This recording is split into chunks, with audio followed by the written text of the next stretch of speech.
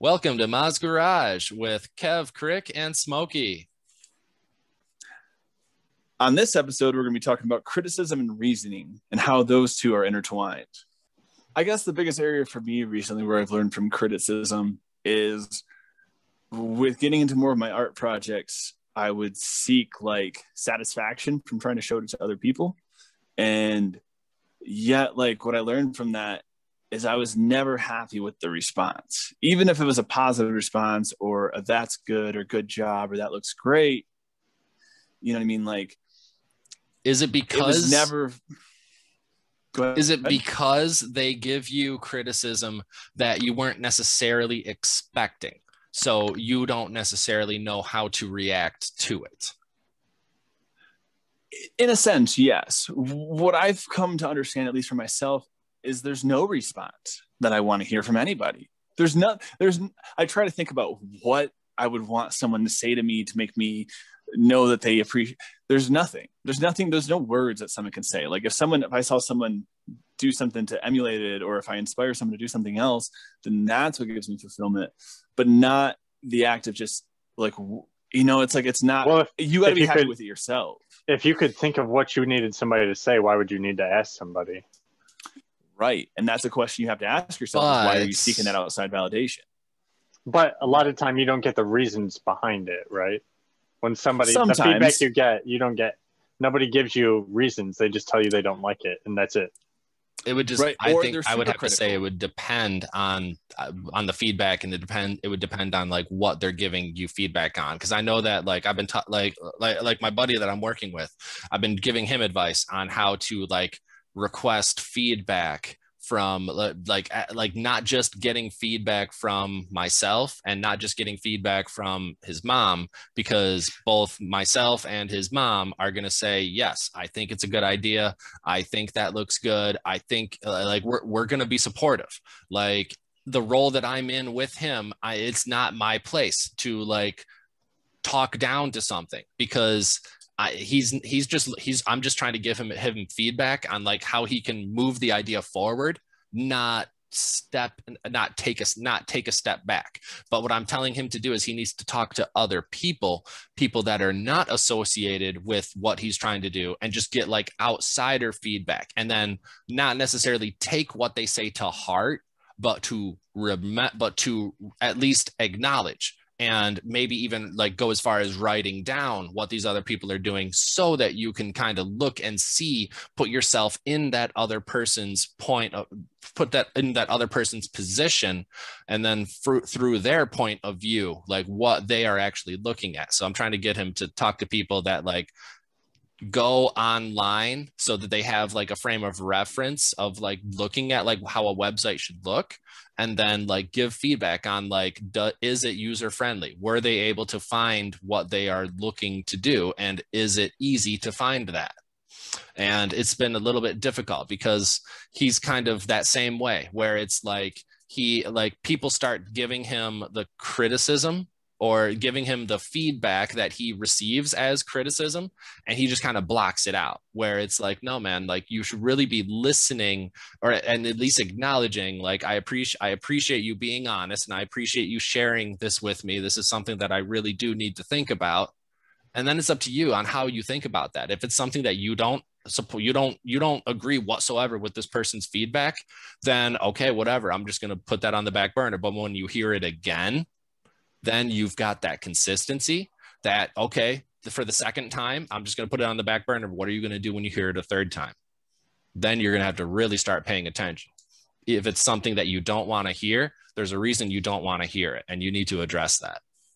And that's how receptive you are to, criticism in the first place, and that can stifle people from even giving you true criticism, because if your immediate reaction every time is to like, plug your ears and go la la la, like, no one's going to want to actually criticize you. They're just going to be like, oh yeah, that's fine. You know what I mean? Like, so you have to, you do put yourself in a bubble if you don't open yourself up to that. Definitely. And I think a lot of people kind of look for that validation or the reasoning behind like why this person feels why this person feels why this person's opinion is this way.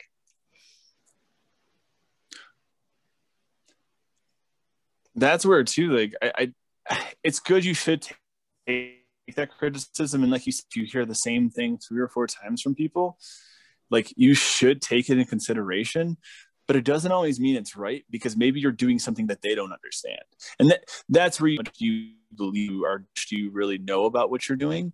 But if you see something they don't, and you're like, well, give me time and I'll show you what I mean. You know what I mean? Like, that's something you have to weigh in, because you can let people stop you too from criticism. Like if people criticize you and you don't hear what you want from them, like that's where I had to stop asking for criticism of a lot of my art, is because when I wasn't hearing that thing that was just like, oh, I would like, why isn't it great? Why isn't it phenomenal? Why isn't it awesome? And it's like, because you're not done with it. I'm not done with what I want it to be. Like, you know what I mean? Like you have to have it to a point where you're ready to share it with others. Mm-hmm. And I feel like a lot of artists, they are so focused on the during that they don't give themselves time to just move forward and get to the result, because the result is where you're going to receive the most results, or you're going to receive the most bang for your buck in terms of like what you are looking to achieve. Because if the finished result, the people don't understand, and it's something that you can add more to help them understand, or if it's something that you did too much, and then for the next time not to do as much. That goes where that's where it goes into reasoning too, because like I said, like if someone's like, hey, I like this piece, but like when there was one I showed him, and there was like a shelf that was in it, and he said the physics are wrong on it, and I was like, you're 100% right, the physics are wrong on it. Like he wasn't just like, oh, that looks all right, or that looks like this. He was like, no, I wasn't giving feedback that I thought he wanted to hear. He asked my opinion. It's what I needed to hear. Like, and that's where I like your criticism, is because I know you're going to tell me when I'm being lazy. You're going to tell me when I'm cutting corners. This kind of goes back to what we were talking earlier. You've got to find that thing that you are that passionate about, where you see your milestones. You got to know how to look past the criticism. Past the criticism. Yeah, the criticism is going to happen, but you can't let the criticism be what takes the train off the rails. And you got to pay attention to criticism. Right. Is a criticism offering any valuable information? Somebody says it's horrible. Oh, he thinks it's horrible. He didn't tell me why, but it must be horrible. One person's opinion. And along with that, a lot of people, if you say something like, oh, I don't think that's a good idea. Well, why? I just don't think it is. If you legitimately can't give me a reason as to why, I'm not going to put your criticism I'm not going to give as much weight to your criticism, because you're just like, anyone could say anything. I could be driving my car down the road, and then someone pulls up to me and says, you shouldn't be driving a Subaru. Why? Because they're just not good cars. But why do you believe they're not good cars? They're just not, and they just drive away. That's somebody who obviously knows what they're talking about. That's not going to be a good enough reason for me to just drive to the dealership and say, hey, I'm going to sell you my car because someone just pulled up to me and said that I shouldn't drive this car anymore. Yeah. Somebody who seemed to really know what they were talking about. Right? This person that was driving this other brand of vehicle. You have to rate the input that's given back to you. When you put your stuff out there for feedback, you have to kind of weed through what you think is valuable and what you don't. Mm-hmm. And you can't just see the negative things and say, oh, you got to find the things that make sense to you. You have to know how to put it through like a filtering process. Exactly. Yes. Right. And we're all on it's your own different personal levels of view. Exactly. We all see things completely differently. That's why we're such good friends. We have different experiences. Like, yes, we do. You were talking about this the other day, how it's, we all kind of moved away and we didn't stay in touch as much as we wanted to, but we were all learning our new traits, and we did stay in touch enough to an extent. But now we're coming back with all these new traits, new skills that we've learned, and even as many as we think they are. I feel like I haven't done much because I'm in the same place, but you've made me look back and look at all the weird random things that I've started to try to do.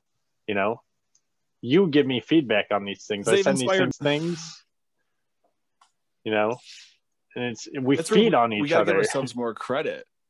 You're right. We need that from each other, because a lot of times we don't see the value in ourselves, and it takes other people seeing that value.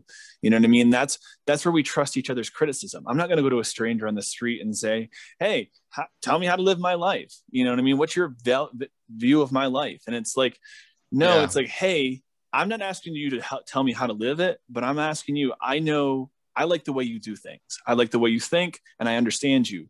What is your input? Because I trust you. And it's the same thing that goes back to what we were talking about the other week about looking up all your answers on the internet. And I was thinking about that more, and it's like, who says that person that you look up on the internet is right? That's just one person's post that they did. It doesn't make them a professional. But when I go to a certain person, it's because I know they have some kind of area of expertise in it, or I really trust them as a person to tell me that they don't know anything about this, or I should look somewhere else. Or if it is someone that you just need basic feedback, then yes, you can go to a stranger. But it really just depends on the level of feedback that you're looking for. If you're looking for something that's a little bit more detailed, then yes, you're going to look for someone that it's been demonstrated that they have avid knowledge. So that way, to put weight with what their criticism could be. And then when they give you the criticism, you have to also be cognizant enough to be able to acknowledge the criticism, because they might be telling you some things that you don't necessarily want to hear. It's almost in that same level of like having a conversation with your hero, and like seeing your hero in the true light for who they are, and realizing that they're not this person that you have put on a pedestal for the past X amount of time that you've put them on this pedestal. But it's also being able to acknowledge the fact of everyone is different. Everyone's got their own stuff. So where if say, for example, if I were to just bump into Mark Cuban randomly at an expose or whatever out in public at like an event, and I'm just going to say, hey, I like what you're doing, and I've enjoyed learning about you and learning how you did things. And I mean, he's a big superstar celebrity, so he might not even give me the time. He might not even acknowledge the fact that we just bumped into each other.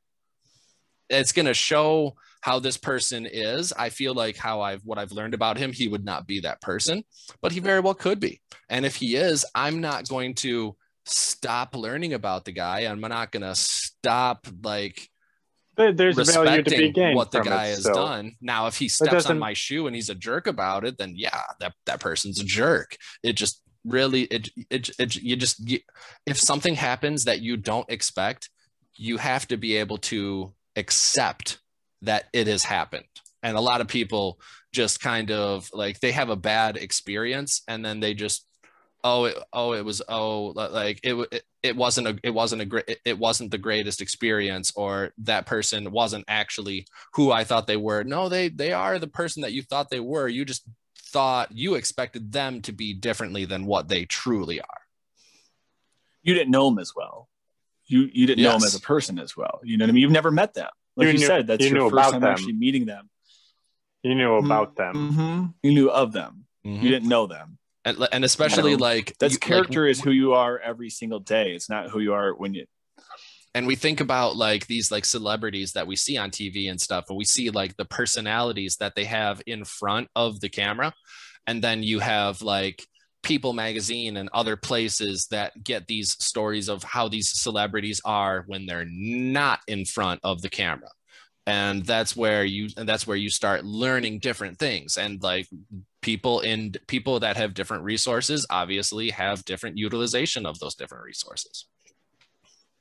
Well, look how much more has come to light about other people in that too, where there's so many people in our time who have been idols or been like these big figures in media, have come out as monsters. Like time and time again, like all these people that people idolize, cherish their whole life and thought they were these great people, they find out they're just like abusing children and women and all this other stuff. And it's like, these are people that people, you know, looked up to because of an image they saw on a show or on a, you know, from just this small window, they idolize this person.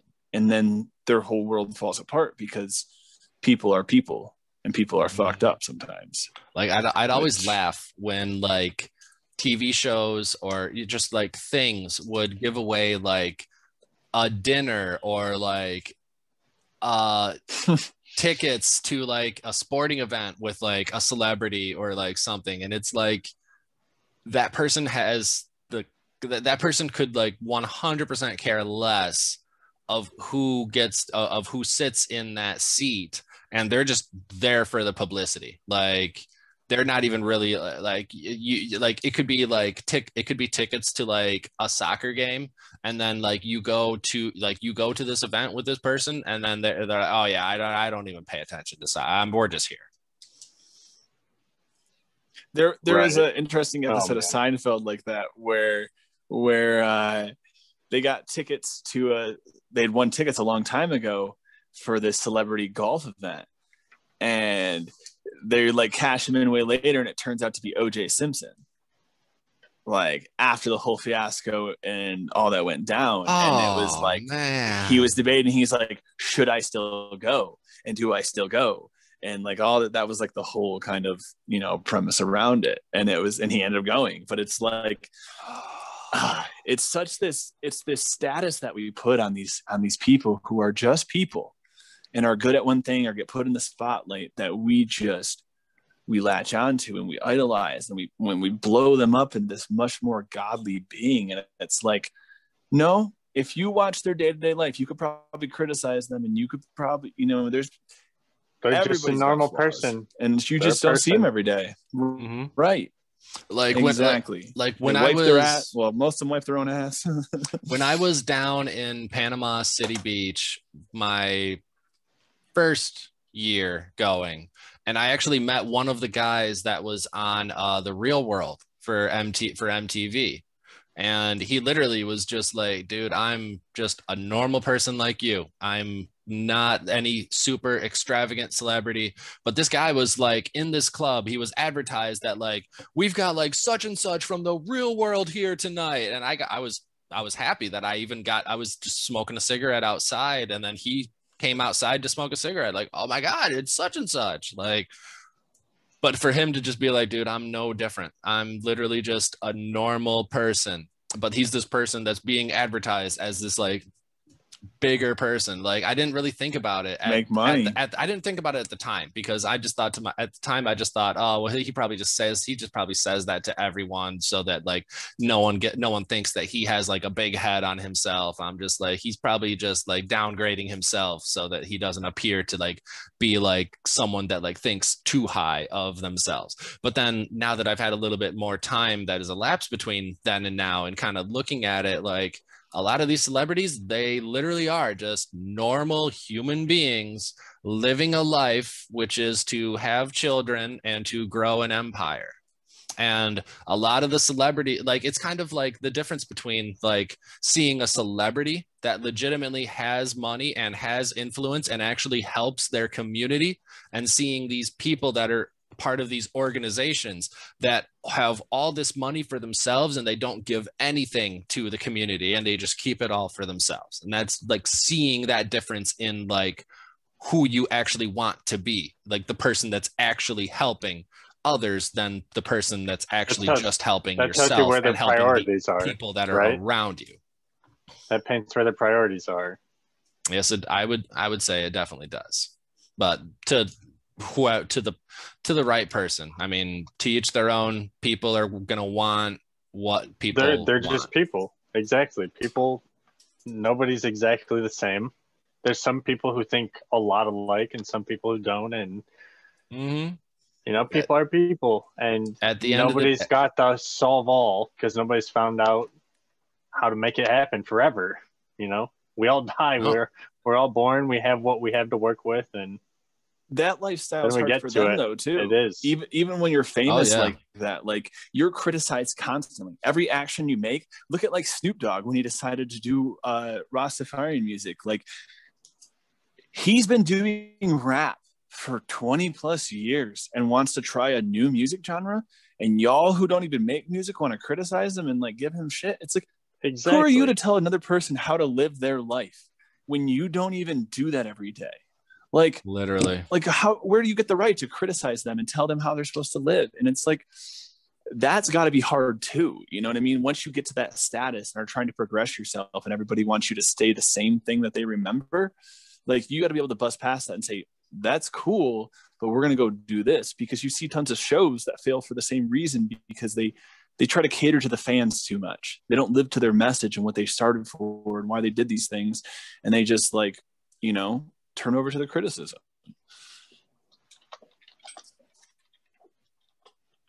And then it goes back to knowing how to look past like someone like Snoop Dogg is going to know how to look past the criticism. Like if maybe his business manager would have said, no, Snoop, it's probably not a good idea for you to go into this Rastafarian music.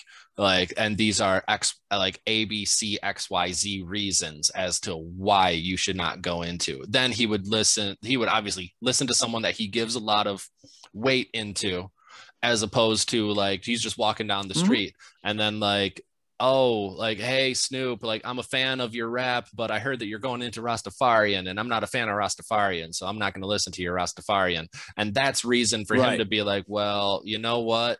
I was thinking about it, but I'm not going to go into Rastafarian just to keep that one fan happy. They know that there's a difference between 1 and 100,000.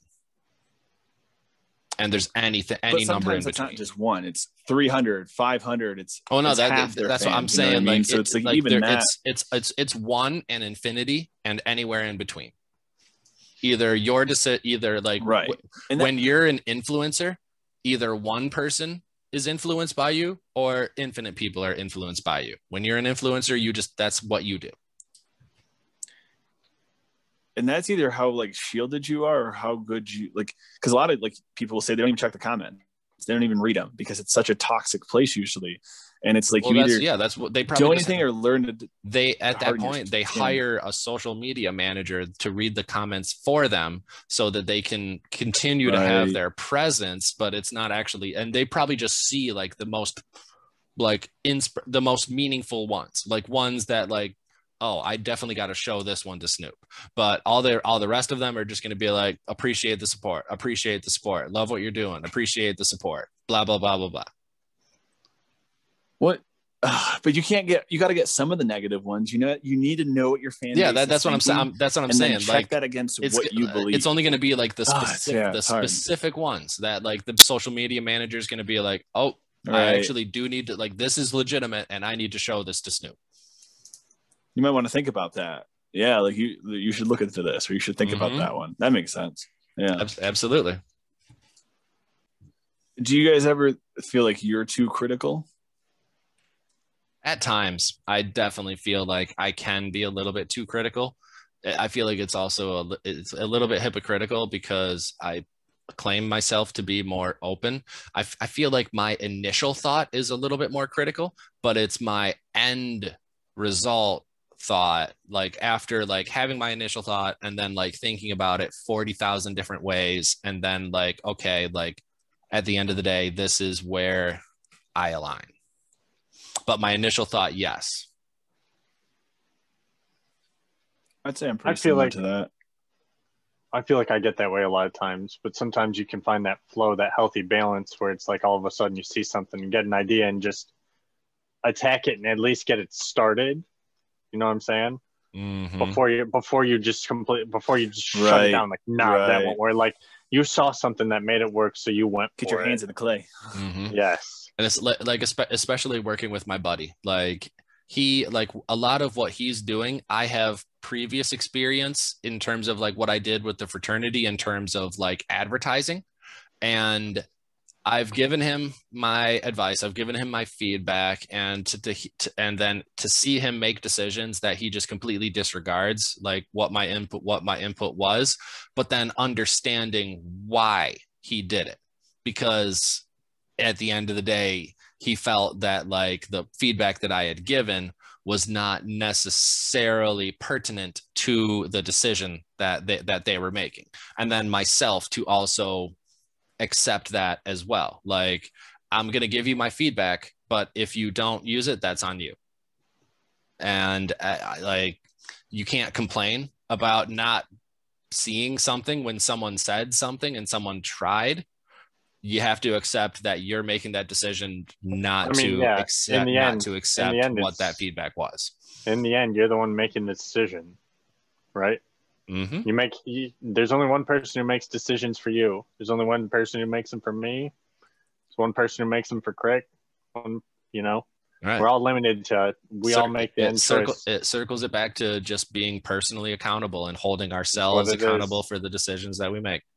And a lot of the times, we all make mistakes and we learn something new about ourselves, Mm-hmm. We learn something new moving forward. And it's mostly the criticism and the reasoning behind what we have learned, how we have learned it. That's where I feel like the relationship with criticism starts, or should start, is your relationship with your self-criticism. Like, what I've learned is it's good to be hard on yourself and criticize yourself and keep up with yourself, but you got to give yourself a break once in a while. You know what I mean? You can't be so critical of yourself that you stifle yourself and stop yourself from even acting in the first place. But you need that self-criticism to make your work better, to be, I'm not done with this yet. I can't walk away from this. You know what I mean? It's that stance of belief in yourself. My dove chocolate told me things like this, and I thought it was funny. Smell the flowers. A lot of people say that they are their worst critic, and I always tell those people there's a difference between being your worst critic and also being your worst supporter, and you have to find that medium. True. Those are kind of the same thing, right? Those are what you have to balance. Not every idea you have is a bad idea. Right. Some of them, it's not logically possible. At least half of them have to be good ideas. Right. And I mean, with that, you're going to have the good and you're going to have the bad. And that's where you have your filtering system so that you know how to get to your final result. It's true.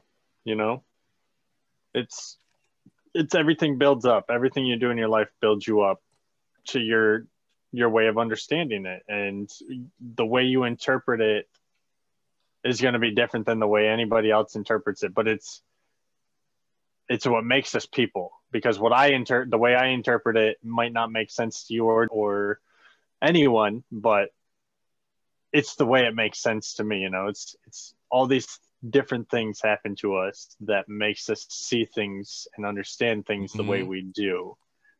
And it's crazy to think about. And especially when just like talking to people in general about like stuff that they got going on, and especially like when they start like describing stuff and it's like, well, how would you explain it? It's tough to explain. That's when you're just kind of like, I get it. It is. And that's like I don't necessarily have to have a full understanding, but I get that something could be difficult to be able to explain, and that someone's anxiety is rising due to said fact.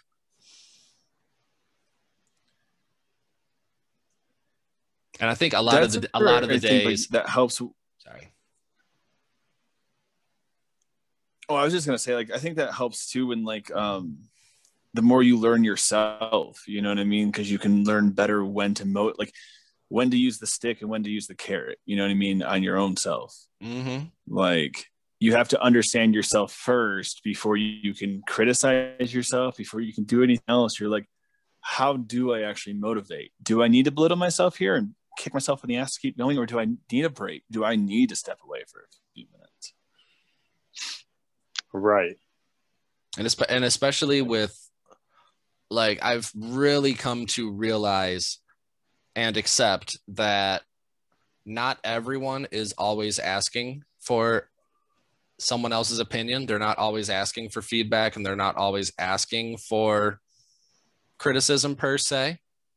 Sometimes they're just looking for acknowledgement. And that's where, like, to give an example, I was at a 7-Eleven not that long, well, probably like a year or so ago, and on Father's Day, actually. And this guy was purchasing lottery tickets, thought it'd be a cool idea for his father. Like, this older guy, so purchasing it for his older father, like, yeah, that's cool. Like, lottery tickets, awesome.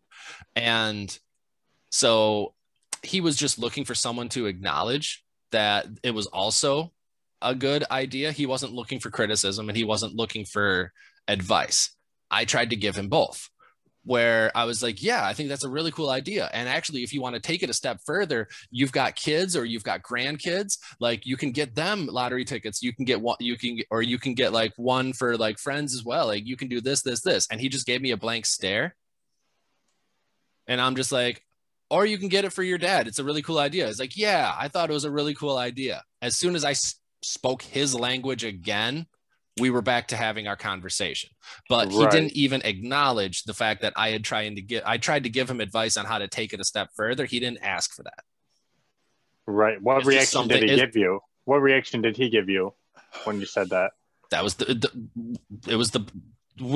just a blank stare, like the blanks. It was after I had given him like, yeah, I think it's a really cool idea. And in fact, if you want to take it a step further, like, that reaction, it was just a blank stare. But then after I had said, yeah, I think it's a really cool idea, exactly what he said, then he's like, yeah, I thought it was a really cool idea. Like, that's all he was looking for, was just someone to say, yeah, I also think that's a good idea. So that's what I gave him, what he was looking for. And then he was able to move on with his day. Exactly. It could have been something where it's like, I could have tried to explain where I was coming from, but then I'm just this harboring person that this person, once again, did not ask for criticism and he did not ask for feedback. All he said was, yeah, I thought it would be a cool idea. But it's almost like a thought for you. You say it out loud. But you saying it out loud was like you making a mental note for yourself, like, hey, that's a good thing to tell somebody later too. Like, I never, like, and then you acknowledging to him, it worked for both of you in his mind.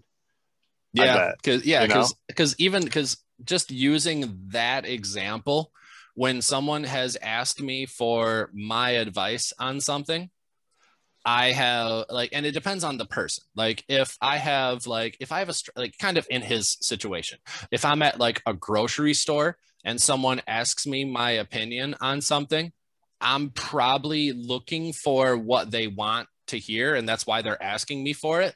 Like, I'm not going to go to a grocery store and like in like the pasta aisle and like someone that's shopping for pasta, and then I'm going to be like, do you feel you like that brand more than this brand? I've used both, and I feel like this brand has a little bit more of a filling noodle than this other brand. This other person that's shopping that could be holding the box of that I just said wasn't as filling could take what I said, and then they have no experience, so they might say, oh yeah, I have no idea, so I guess I'm just going to go with what you said because you've demonstrated that you have prior experience with it, when I could have just been bullshitting the entire time. Right. But there's still lessons to be learned in there. Oh, absolutely.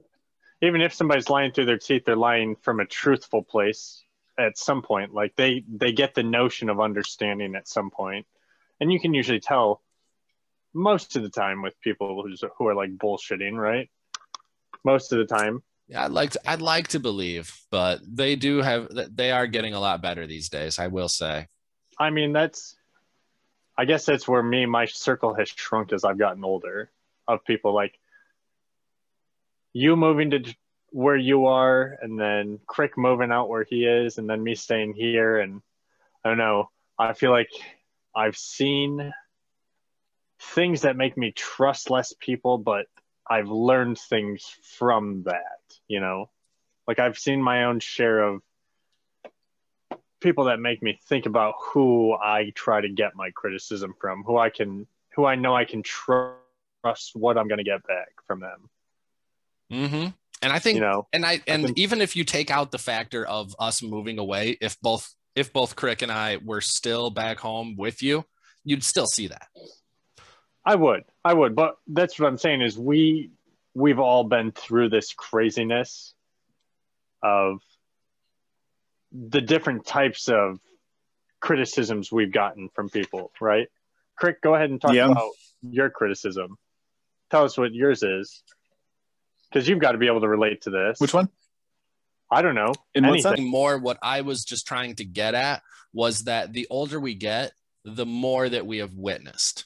The more Yes. that we have witnessed, the more that we have learned. The more that we have Exactly. learned, the more that we have learned from. We never stop learning. That right? ties back into That's the what thing. No matter We never where you stop learning. live, you're going to have that unless you Exactly. live out in the middle of Exactly. Yugoslavia in a hermit hut. No, you're still going to learn stuff there, Well, I'm and that's- sure. We would. Yeah, I mean, because it's new to us.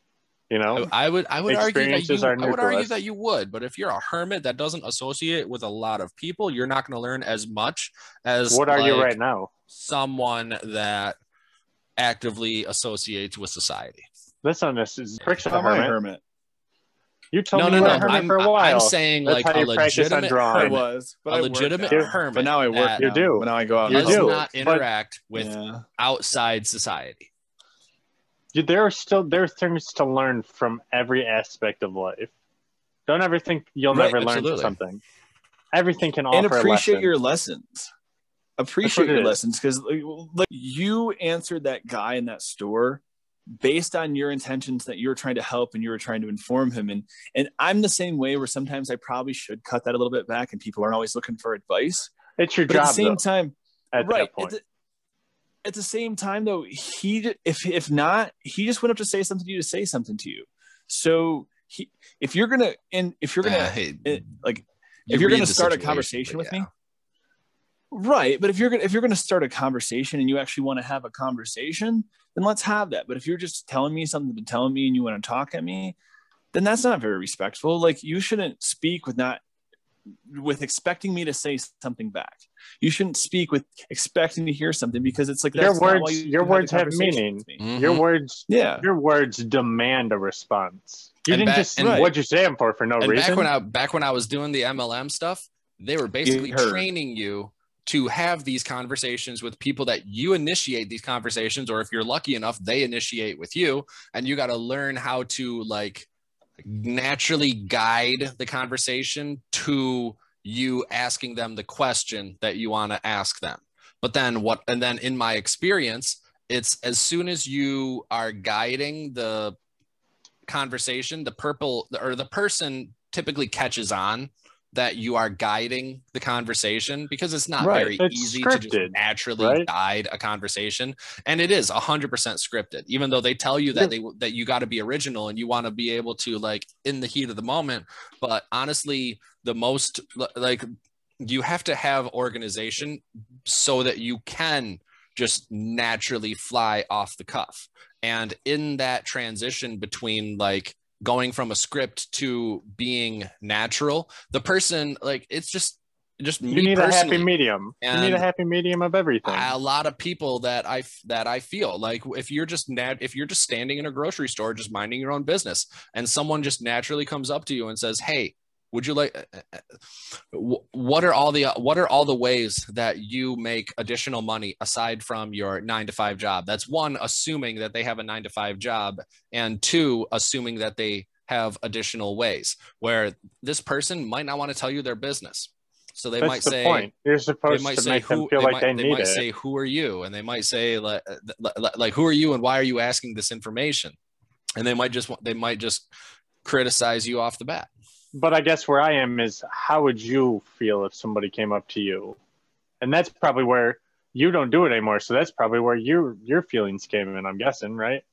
A little bit. Like I feel like where I'm at now, like I am open enough to give you the light, but I'm also cognizant enough to know when to turn the light off.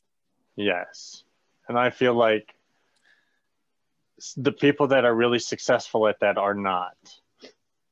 And that's cool for them. If that's what they like to do, cool. Right?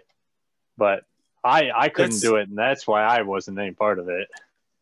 That's yeah, not my thing. I mean, just in terms of like what you need to be able to do.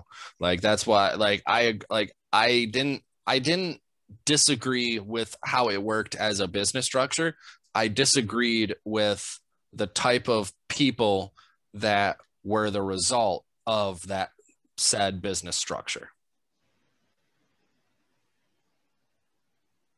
In what sense? So you didn't believe in it.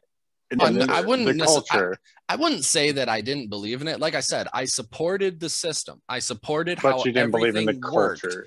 I did not like the result of the culture that was created through the system. Yes. Well, I guess I shouldn't necessarily say I didn't like the culture, because the culture itself wasn't bad. I guess the culture is then at the heart right? of it, the people. So yeah, I guess you can say I didn't necessarily agree with part of it I agreed with aspects of the culture. I didn't agree with 100% of the culture. And it outweighed it, and I agreed with the staying in touch with your team. I agreed with the building each other up and like helping each other and actually having a mentor that you can go to with questions and being able to take their feedback and actually being able to apply it. But I didn't support that the people that were successful, that were able to obtain what you were looking to achieve, were so vague about how you basically just got to be able to do it to a T and not ask questions. Oh my gosh, they hide the trade secrets.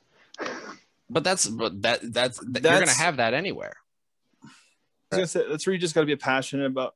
You just got to be passionate about what you sell. You know what I mean? That's what I've learned with being in sales so long. It's like, if I don't actually believe in what I'm trying to sell, then you're not going to genuinely sell it unless you're a fully fake person and knows how to just be fake as shit and be that shark and say whatever you need to do to make the sale. But if you're a real good salesman in my eyes, you're passionate a bit and you care about and you seek out to sell things that you actually believe in. And that's where like salesmen have gotten such a bad name over the years, because it's like this sleazy term to be a salesman. Yes. But not the salesman that I helped develop and the salesman that I believe in. And like, I want you to be just as happy that you spent money in my store as I am that you spent money in my store. You know what I mean? We both should benefit from that relationship. It should be. The sales industry just got a negative stigma because it was basically just sell, don't care about questions, sell. That's how it was about what you're selling. At the insurance agency. It was put up the numbers. When someone's struggling, you just got to continue to put up the numbers. Like someone that's not doing as well, they got to figure out why they're not doing as well. And especially with something as competitive as insurance, I mean, either the number's right or the number isn't. And you have to be able to paint that picture that if that number is a little bit higher, then you got to be able to give them all the benefits. And you got to say, yep. So even though like my number was higher at that point, if I add in these benefits, it's still going to be a little bit higher, but understand that you're getting all these benefits that you didn't currently have with your current policy. And I wasn't as good of painting that picture, because my whole life I was taught to go for the best bargain, go for the best value. If you can get something that works as identical to other companies as insurance, you get into an accident, you call a 1-800 number, someone starts doing things to help you out, you pay money in terms of your deductible, IE, and now once you've agreed to following the insurance process, you're following their call. So they're going to tell you how to do things. And different insurance companies do things differently. Different insurance companies have their own facility that they use in-house. Different insurance companies are going to contract that stuff out. So you're either working with a company that's affiliated, or you're working with a company that's associated, or you're working with a company that's not anything with that other company, but that's just how that company rolls. So especially something like insurance, that no matter what, you pay for coverage, and then coverage exists. And if you're something like retail, where pants are pants, shirts are shirts, a hat is a hat. It all accomplishes the same result, to cover your body for reasons aside from just having that article of clothing on. Like, we wear clothing for warmth. We wear clothing so that we're not inappropriate by society's standards. We wear clothing to express ourselves.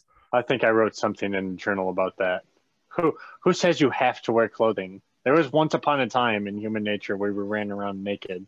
Way back in the Everybody day. Normal. Think how different society would be if we just had like a clear filament that covered our body, so we weren't cold from the elements or hot from the elements. But it then protects the skin. It protects our. Do you know where clothes started from, though? It protects that criticism, that filament. That's true. But then we are exposed. Critiquing body type. You can hide your body under clothes. Filament. And think about how different our society would be. That's what made it a norm. That's what made it was something a standard. That you would, yes, like you said, you were showing it off. You would have much more criticism, like, oh, your body isn't as appropriate as that person's body, and you would have much more criticism and much more opinionated people. That it creates the standards. Clothes are a must-have. Basically, and nowadays that's where these clothes, you wear them to express yourself, and you wear them for functional reasons as well. Sometimes a lie. You can lie a lot about your body that you have from clothing, from girdles and all these different things and different patterns. And angles are the most deceptive motherfuckers in the world, I have learned over this past year. Oh God. Right. Don't even just from like paying attention, even in my job playing with the CAD and stuff, it's like angles tell a difference. The mountains, like I said, going to the mountains put that into perception.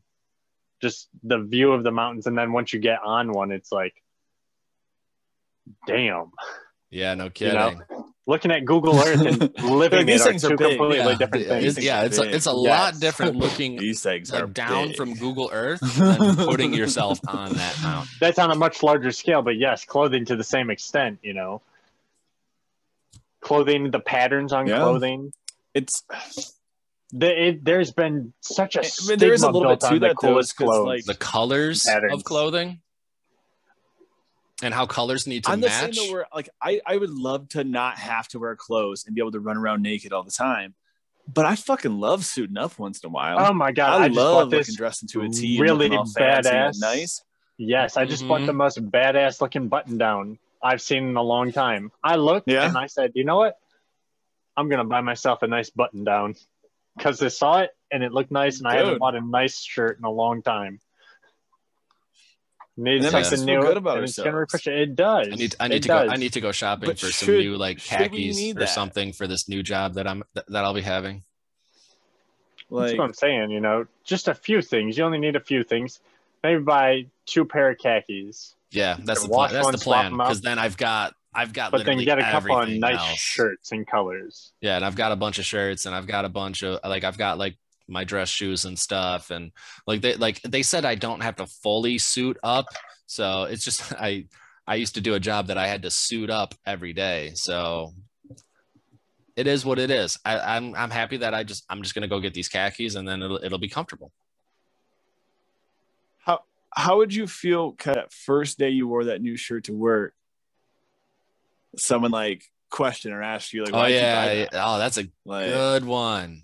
If somebody commented on it, the first day or questioned the first day, and it's not negative. Oh my God! What if your boss question it? Why would you buy that? What if I do a smart ass remark? That's a weird color. Because that's I know the color. Yeah, I know. That's why I got it. It looked badass, doesn't it? I want to say that. I want to say that. That's how it's to impress you. I want to say that's actually happened to me. Like in one of the sweaters that I got, that I don't think it fits me anymore. But the design, like I really liked the design, or I think it might have been one of the shirts actually, now that I think about it, like a shirt that I bought that I really liked the design, and then I wore it out with my friend, or I was going to wear it out with my friends, and they're like, no, that's not a very good design. Like you don't wear that, like wear something else. But it's like, but I really like this. And that's what it is, man. You do it to impress yourself. If you're doing what you enjoy, you're going to attract people who enjoy things that you enjoy. You know, you're not doing it to impress your friends. You feel good when you look good to you. You look good, you feel good. You look good in your mind, you feel good in your mind, because you have a vision. You chose the clothes. Like, every time you come on here, I feel like you look sharp dressed. You look good every time you come on this podcast. What? You make me look at myself on here. I have worn a baseball cap every single one of these, and you make it work. You make me want to better myself. There was one episode we were talking. I noticed my sweatshirt right now. My sweatshirt's off center, and it bothers me because you look so. You just pull it off. You pull off what you do, and I'm still looking for what I'm trying to do. I'm just wearing a hoodie. You are a higher level in your clothing game than I am. I wouldn't go that far. I think that's you being too critical of yourself, Kevin, and not. I would agree with that. That's what I'm saying. Agree. I think your sweater in red, like the color combination and the difference that you picked with that, it gives contrast. That's a good combination. But because you're so hyper focused on being perfect, you're like, well, it's out of order. So now this all looks bad. Do you know what I mean? Like that. You guys look so nice, and I feel like I look like a scrub. I'm in sweatpants. But you don't like a scrub. You can appreciate. Tell me one of you don't have sweatpants on. Tell me one of you don't have pants on. I mean, like present. I just need to make the camera that follows me. I'm literally wearing like appreciate yourself. Like we all have our critiques, right? Like sweatpants joggers is what I'm wearing currently. Like. And we're all at different levels. This hat is black. My hoodie is blue. Like I'm not matching colors by any means. That's all I'm saying, though. Is we're all. You could see an outfit, wear the same outfit, and not like it. You could put on the same clothes you saw him wearing. And I have done exactly that. Not like it on yourself. And especially like think about like the outfits that you see in like stores on like mannequins. And then you get that same outfit and you put it on yourself and you're like, this doesn't look nearly as good as it looked on that damn mannequin. That's what I'm saying. I know. But that's the thing is I've dressed those mannequins. So that's why I'm so critical, probably. Honestly. Well, I mean, at the end of the day, we just need to know how to not look like our mother dressed us. I mean, we have to look the way that we feel good about ourselves, from right? a sweater my mom bought me. I've gotten some compliments from some clothes that my mom has gotten me as well, and that's where I've given less weight to. I've given less weight to that, but what I've given more weight into the idea of like your mother dressing you, like your mother just getting like the bargain brands, and your mom just getting like the stuff that's not like just like the traditional designed stuff that doesn't necessarily like stuff that was popular when she was a teenager or stuff along those lines, like stuff that three styles behind, it looks nice, professional, but like you're not going to wear that out with your friends per se. Like I've got I have a lot of my professional clothes, like a lot of my sweaters and stuff, like they're nice. I don't mind wearing them to work, but I'm gonna wear something else to like the company party per se. Right. Knowing the occasion, your mom knows reading the room. Yes. Absolutely. I get that. I was trying to cover up my Spider-Man shirt. Maybe I'll just take this off. I'd probably look better. I mean, whatever you're comfortable with, I mean, I'm wearing this hoodie because it's cold out. So take that for what I have a long sleeve shirt on. I've been prepared. I've been in this all day. I threw the sweater on to look fancier. Hey, I mean, you got to do what you got to do. I don't need to look That's fancy. where it's like picking and choosing where we criticize it's also ourselves, warmer. because like it is good to criticize yourself, and it's just like if we're always criticizing ourselves, and never hear an appreciation, that's when we stop listening to our criticism, because it's like, you're always giving me shit. Of course, Well, of course I did something else wrong. That's the thing, though. You know, we can't stand outside criticism because a lot of time there's no reason given behind it. So if you're going to criticize yourself, at least give yourself a reason, because then you have ways to change it. Right. If you're criticizing something you did, then you understand, well, then change it, because obviously doing it that way doesn't net the results you're looking for.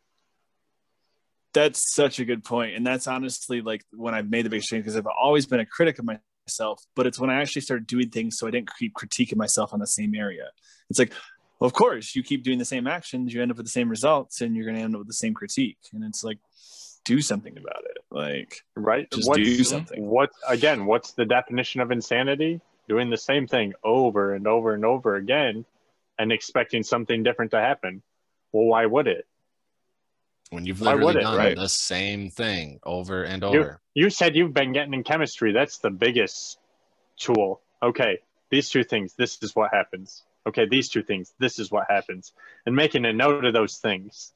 You need to, when you start doing chemistry, make notes and share those. That's going to be one of the journals that flows through between the three of us. We'll do.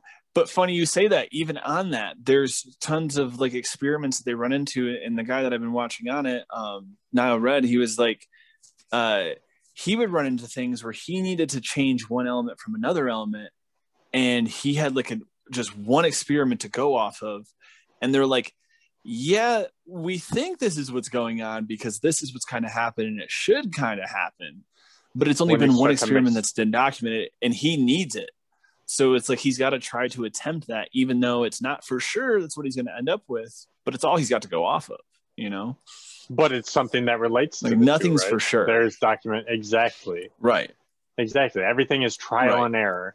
You learn, you know, take your lessons from everything that happens. You don't have error if you don't have trial. Exactly. Right. And trialing in your head and just telling yourself no for no reason without reasoning isn't trialing, right?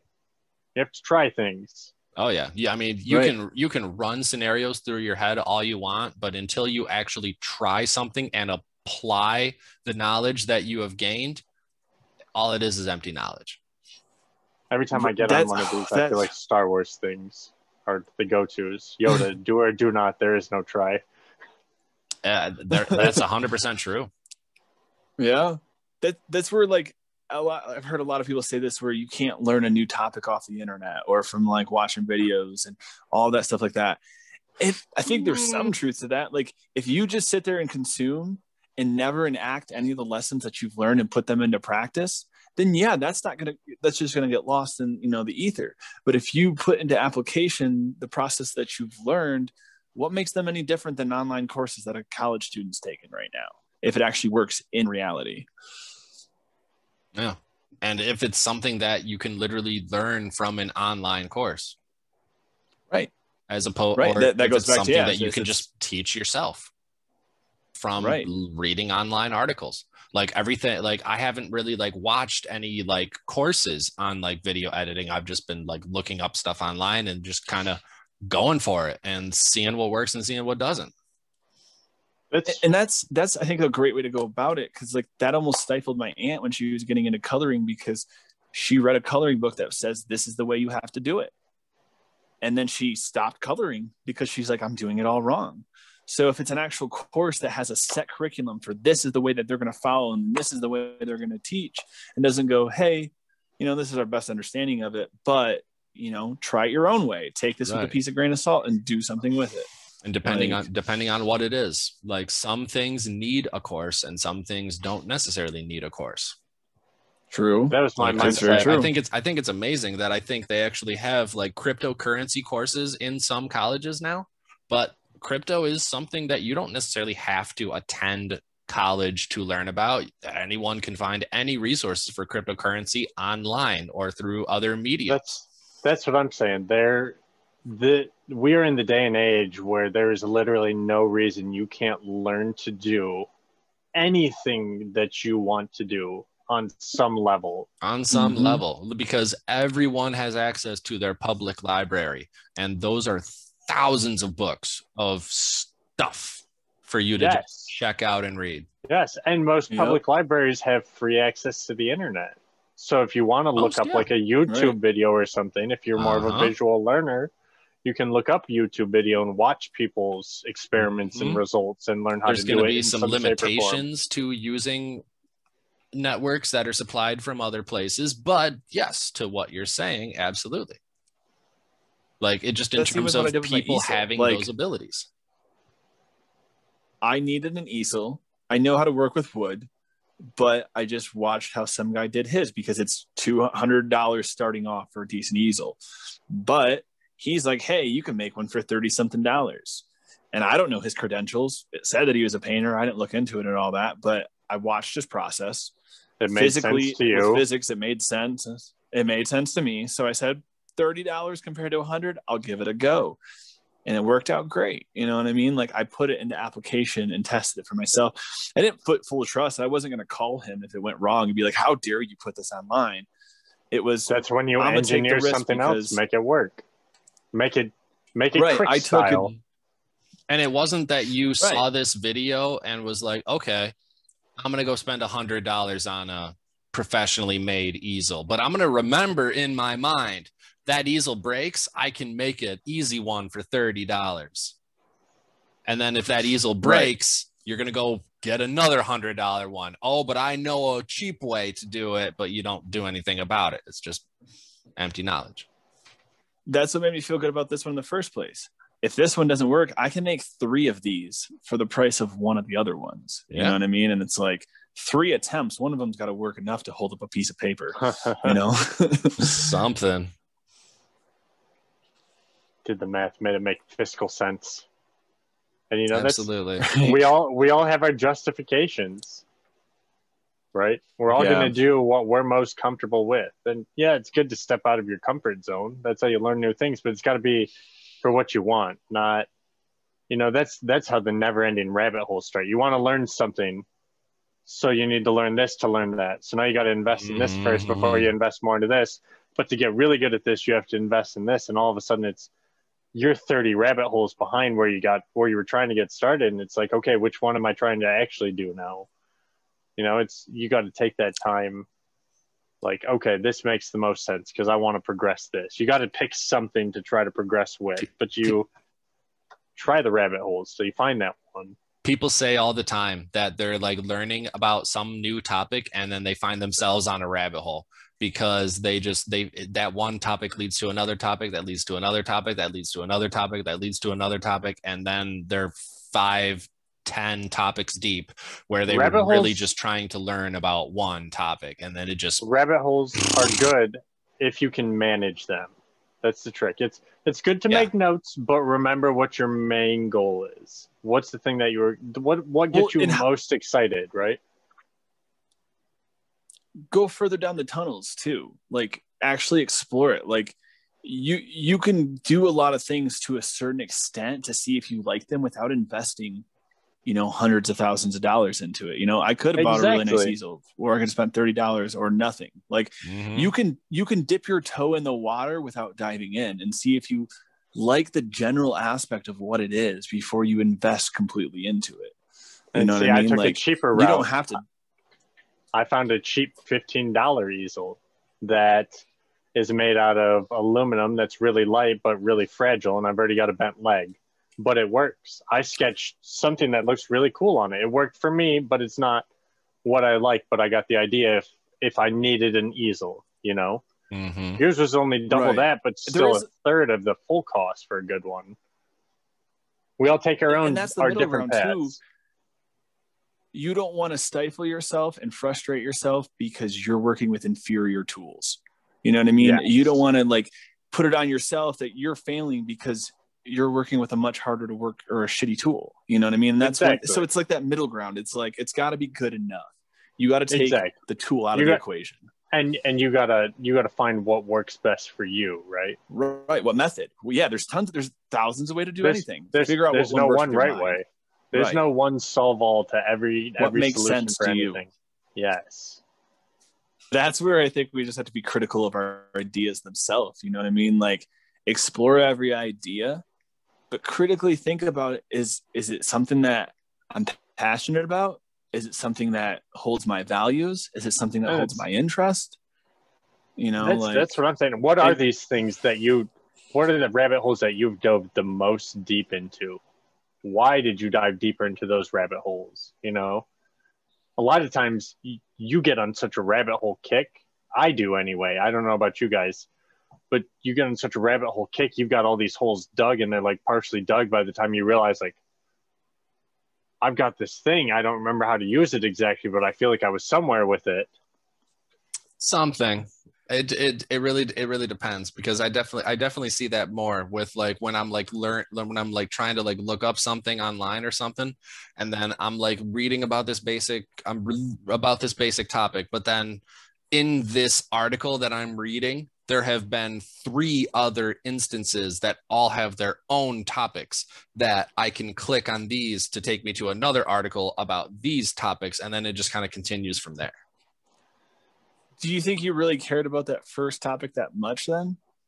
If it was so easily deviatable? I think it would depend. You cared enough to look it up. That's what started it all, right?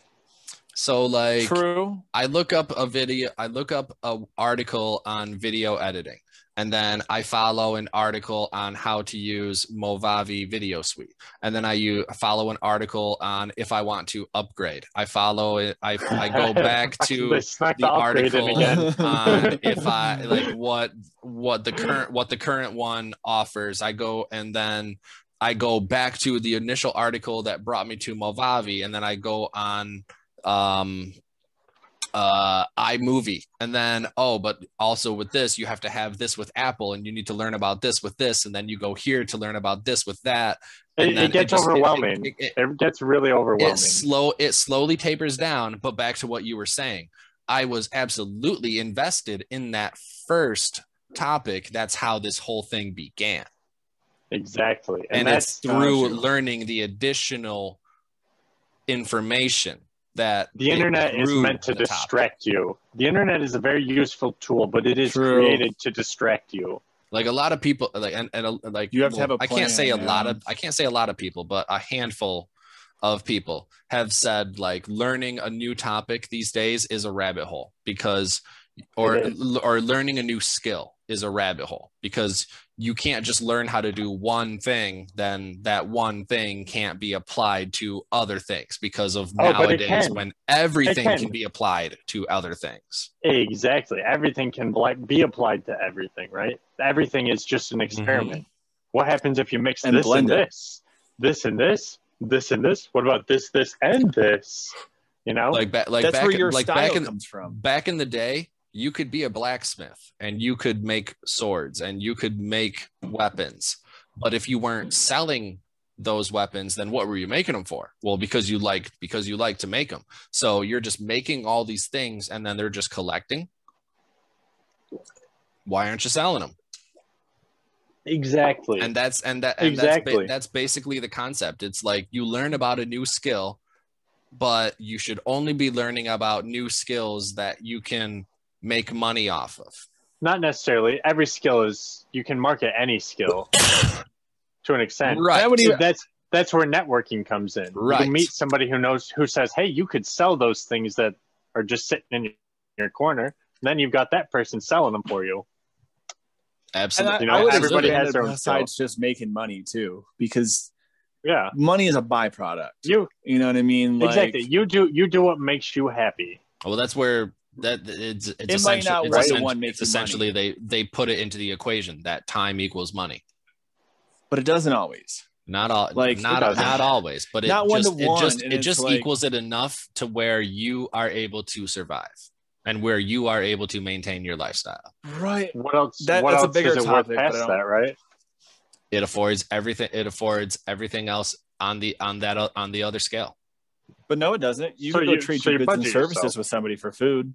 That's not money. Exactly. Well, no, I'm not saying that money is the end all. I'm just saying that no one can live in life without having a degree of income. That's true. That's true. From the society unless they have income coming through a different medium. But you decide how you get that income. And how much you need. Yes. How much you need to live. 100% on both. You can decide that. You're in Yes, total you control can. over that.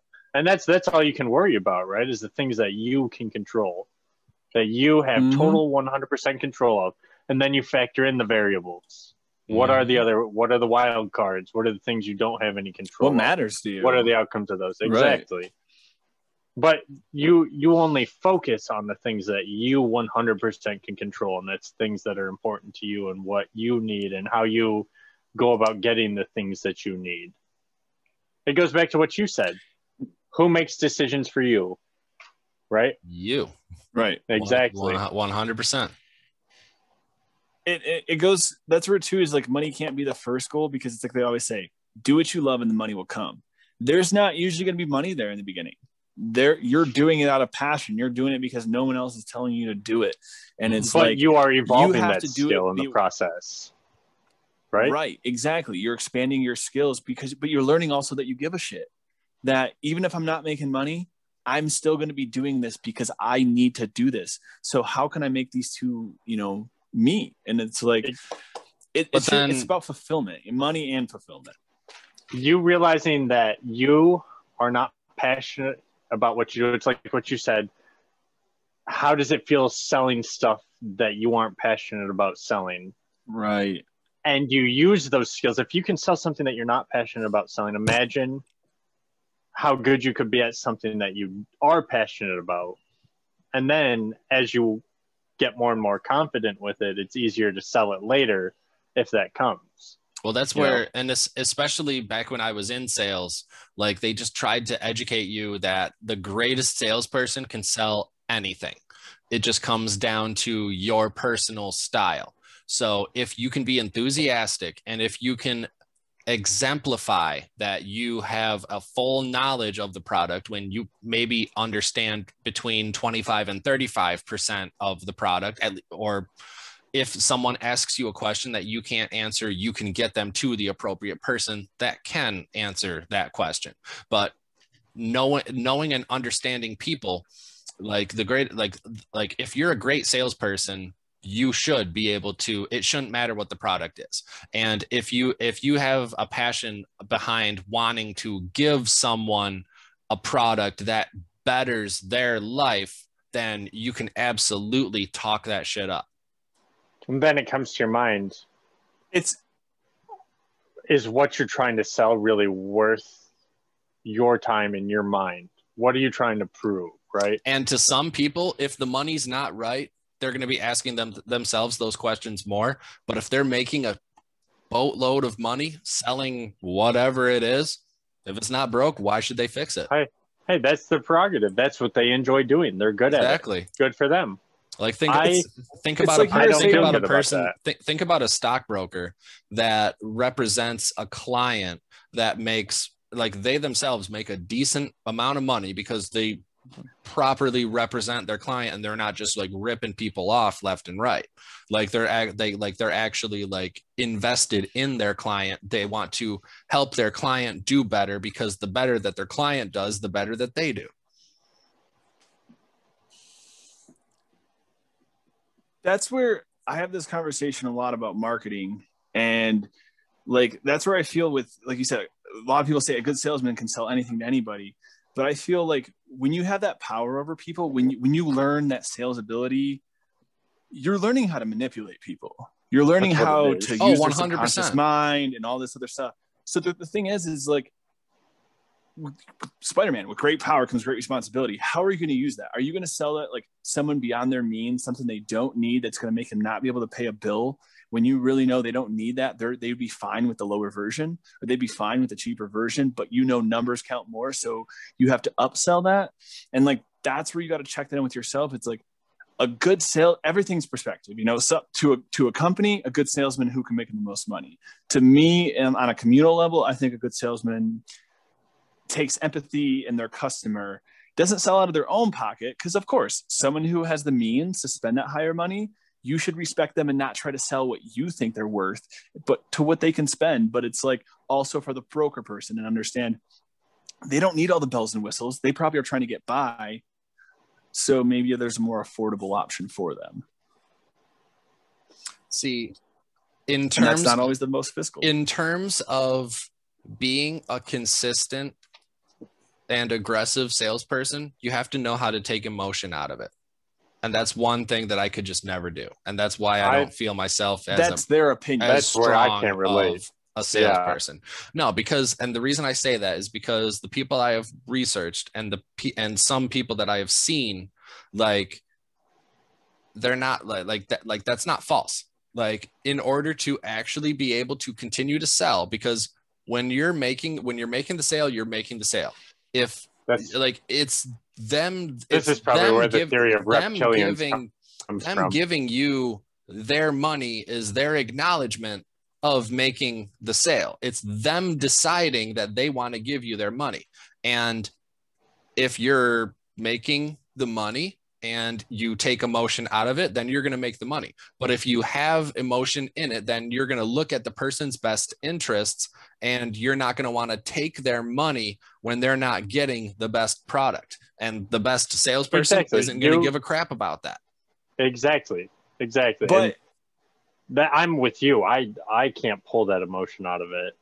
It's not easy. And that's why but that's where, after knowing all these, that makes you human, man. Knowing all these jobs that I could be doing, that all of us could be doing, I could be a mortgage broker yesterday, because they're always hiring that position because it's a highly aggressive and cutthroat sales position.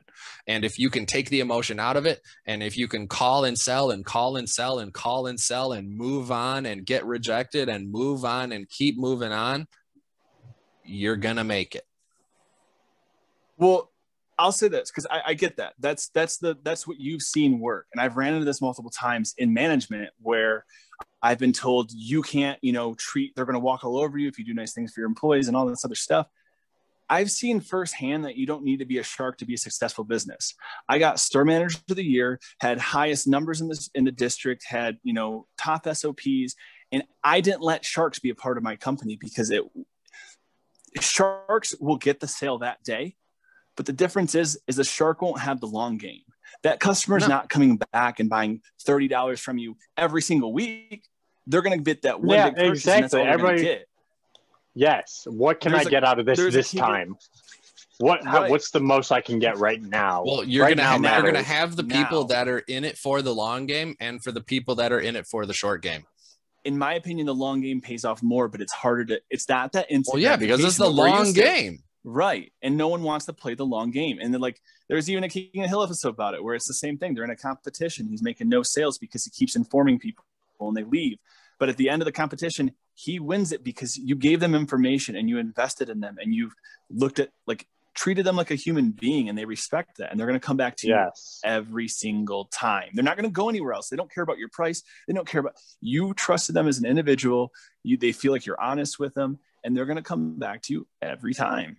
I feel like that's what I experienced. Maybe talking about the episode of when it's exposed that he's been getting taken advantage of by the car salesman.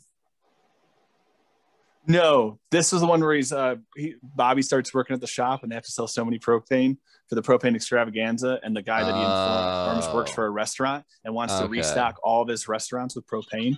So he gets this one. Yeah.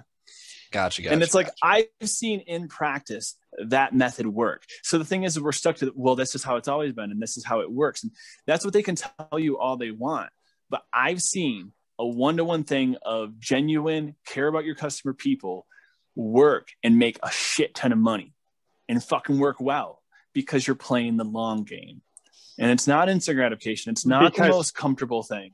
Well, because you're respecting the human side of people. You're appealing to humans. And I would also argue that it would depend on the product that you are selling. If it's something that you just need to sell one and move on to the next, as opposed to playing a long game where you sell one, they tell their friend, you sell their friend tells two friends, you sell those two friends, and then it moves on. Where's the fun in doing the same thing over and over and over, though?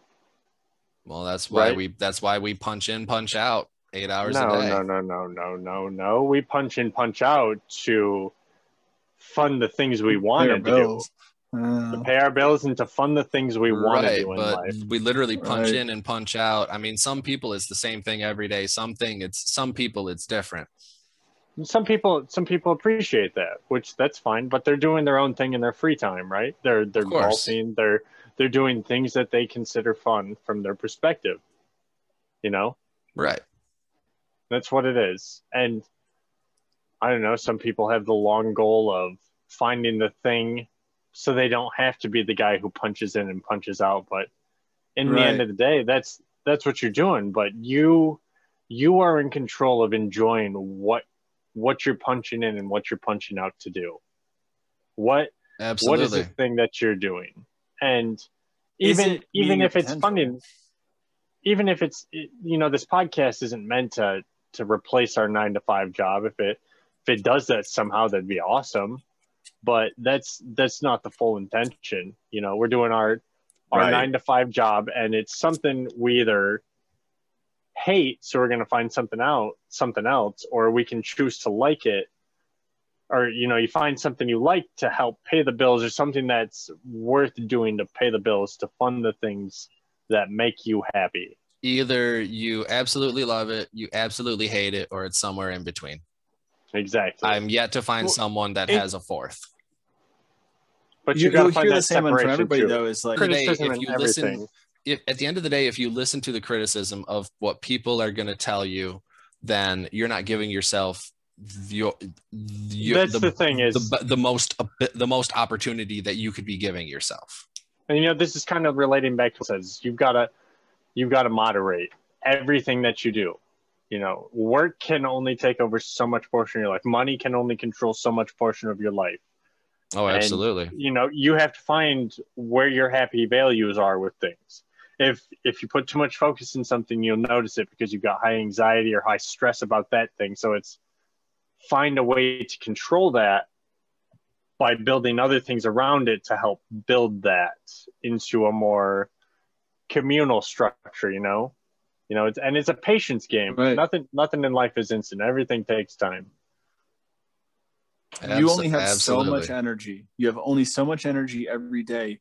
Where are you giving it? Are you giving any back to yourself? Are you giving enough to the people you care about? Or is it all going to your work? Or is it all going somewhere else? It's like you have a certain amount of energy every day, and you have to be critical of what you spend that energy on. Is it worth your time? And that's where reflecting days, Yes. And you can call them veg days, but my veg days are my, I find time where I think about myself and what I'm doing and why I do these things, because I get bored. I get bored with my days, and I just kind of think about the things that I'm doing and, put it in perspective, realign everything, put everything back. What matters to you? You prioritize it, right? Give yourself reason. Yes. Reason. Give yourself reason. You're doing what you're doing. Yes.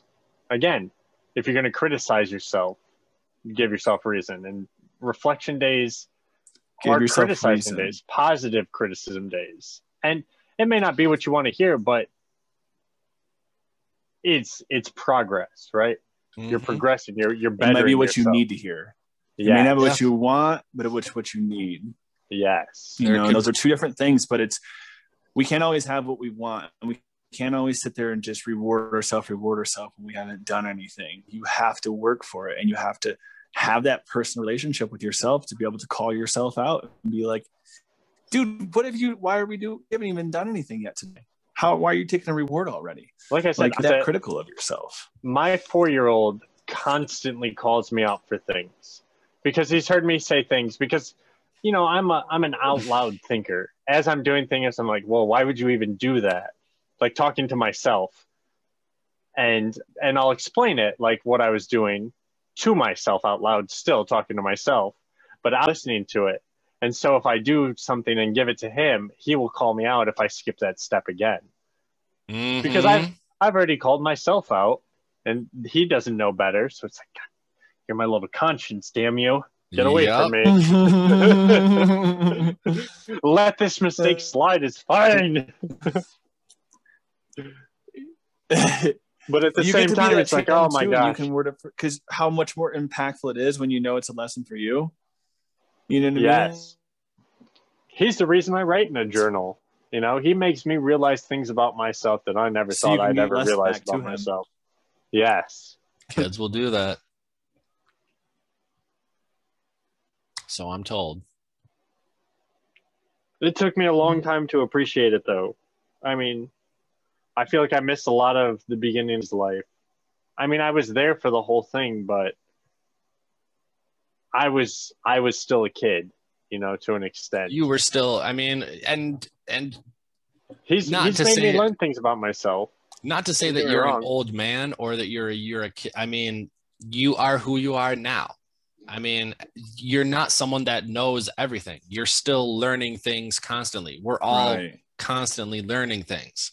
Exactly. You know, we're constantly bettering ourselves. That's the goal, is to constantly become the person that you want. I told you a quote that I wrote down in the journal a long time ago, correct? That I started recording myself down here just all the time for a little bit there. And it's see the person or see the change you want to see in the world, you know? Yeah. Like Be the, Be the change you want to see. be the change that No, you no, want see to in the No, world. no. I was recording myself though to see the change, because it's one thing to be the change and to preach be the change, but no, I sit down here all day and it's like, oh, my gut hurts. Oh, I don't feel good. And you know, you go back and watch a video, it's like, well, yeah, you sit on your ass all day. You're gonna sit there and bitch about it, or you're gonna do something about it. Yeah. And that was the reasoning for doing it, because I know I'm doing it, but So I that's- need So that's I where need that to see it to believe it. that's where that comes from. Like actually see the change. Like you can be Yes. like you can be that change, but if you're not actually seeing the change of the change that you want to be, that's something that's a little bit different. I am a fucking hypocrite with myself, hardcore. I can come up with some things that I think Same. are the most profound thing in the world, but I won't myself act on them. Even though I know it's in my best interest, I will not act on them. I tend I'll to be the acknowledge it. same on some things. Some things that I know for a fact that I should be doing, and it makes logical. It doesn't make logical sense why I'm not doing, but I'm not doing. And that's where I write it what goes down. To that. Writing it down is good, but going back to that trigger point, going to like what I was talking about earlier today, is before you have a chance to unreason or give yourself another reason why you shouldn't do the thing you're about to do, just do it. Do it before you have any other reason, before you have that counter argument. Just do it. Give yourself the chance to make that 1 and that 0. Right. Just you can push it away all you want, but if it's already done, there's no excuses you can make. And if there's excuses at hand, start knocking them away so you don't have anything to go against. Mm-hmm. Rome wasn't built in a day. So the quote that we're ending off. Rome was not built in a day, and it's a pain in the ass, dated cliche that is annoyingly truthful, because it relates back to criticism. You know, you're gonna self-criticize, and no matter when you're finished with it, other people are gonna criticize it.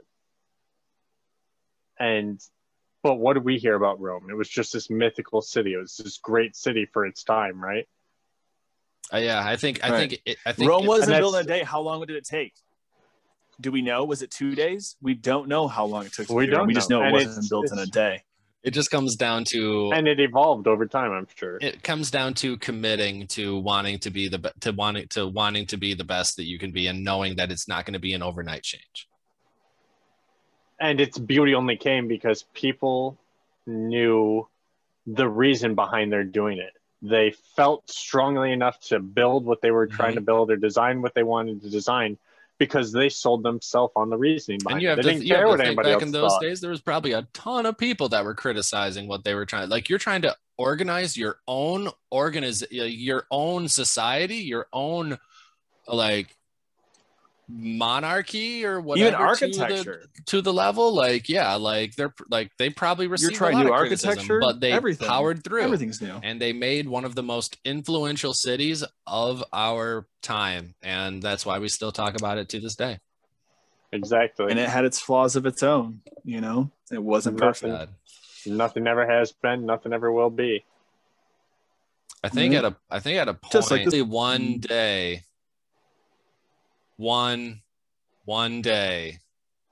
one day. Let's end this recording. One day. Okay. One day we'll end this recording. One day. All One right. day. Stop Are that. we just gonna keep saying one day? Is that how we end our Stop shows that. now? One Stop day.